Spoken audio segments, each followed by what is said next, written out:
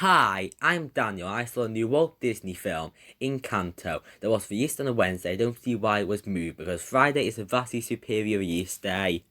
It was enough for Disney Plus shows, but movies feels too far. This is the 60th Walt Disney canon, and it was released in just cinemas this time without any premiere access. Unpopular opinion, but I don't mind the idea of premiere access if it's not just rental, because watching at home is better for most films. Probably not right here, because when that film came on, it was really hype. Already saw the trailer before that, but seeing it in the big screen was great. I was interested in this before the film came out, and the trailers were good without giving away too much of the story like all trailers do. I will just get to the review because I don't have that much to say before. The story is about a magical family with gifts or powers, mostly usual powers except for some like healing with a meal and strong hearing. The family lives in a magic house that starts breaking, and Mirabelle, the only one rated out a gift, tries to find out what's happening. It is a mystery that ties to a missing family member, Bruno, and more stuff happens this review is spoiler free. The foreshadowing is great and mystery is intriguing enough, but something feels missing. There is no road trip or literal journey, which is different, but it doesn't automatically make a good story because it is still events involving with different things happening along the way. The story has a problem with making it weak. I'm not exactly sure what is to blame, but the story is not very original, despite avoiding tropes. The similarity to Coco in that film did it so much better. Same way all other films about family. Bits still work, but they have mixed feelings in the story as a whole. There is no main duo characters here. There was a possibility with one character, but the story has a different focus than that. The characters just focus on the family magical, and there are no more important characters. As for the family, there is a range of how much of a role they have, but all do something to move the plot at least, despite being side characters. I expected the kid with the gift of being able to beat the animals to have a bigger role by the opening. This isn't a good or bad thing, just surprised there wasn't bigger focus on him. Mirabelle is the main character who is okay, but isn't helping the idea of main characters being bland. Yita is the head of the family who originated the powers of the bloodline, and is probably the closest thing in this film to being antagonistic, because she causes conflict and is opposing the protagonist. Partial antagonists are not the same as villains, and the flashback scene that was quite obviously going to happen adds some depth.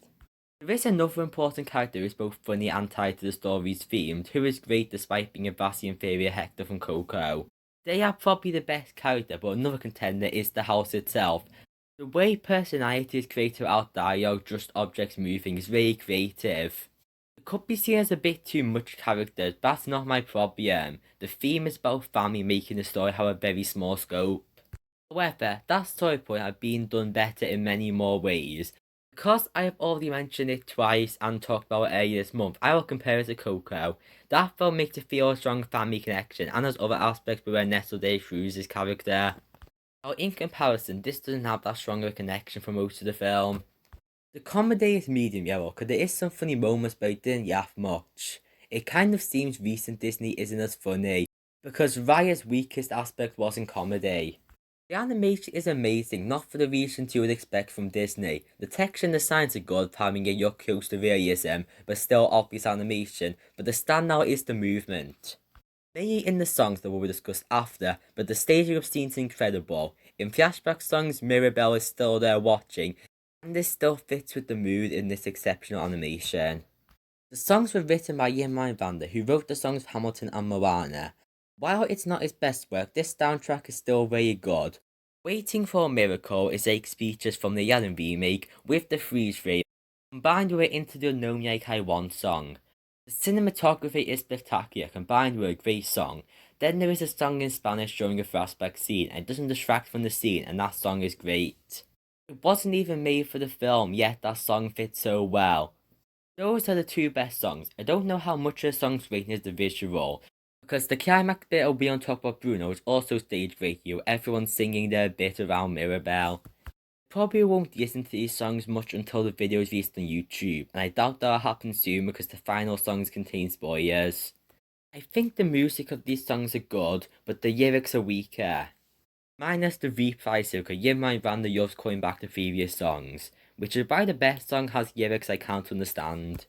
None really stand out for me, but that is worth the songs I just listened to, except Weirdly for I, the Alligator Boy. It isn't even that good a movie, but I think one of the songs deserves the nomination. This is a good movie, but it doesn't kick as a full film, which is why I don't like it as much as I should, but there isn't much problems with it. In conclusion, I give Encanto 8 out of 10 and would recommend. It was close to giving a 7.5, but went for a more objective rating. I think it's worth watching, but there's no rush because of how much better there is. If you weren't already planning on watching it, maybe wait until Disney Plus release. It is the weakest Disney or Pixar film in the 2020s so far, because Onward and Raya are very underrated.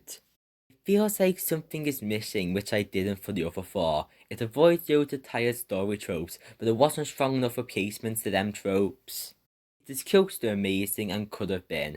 I am wondering what the critical reception of this will be, because it might be seen as better than Onward and Raya, but I can't see it doing really well. It could be considered party emptying, and the small scope itself isn't a problem, but the execution makes it so.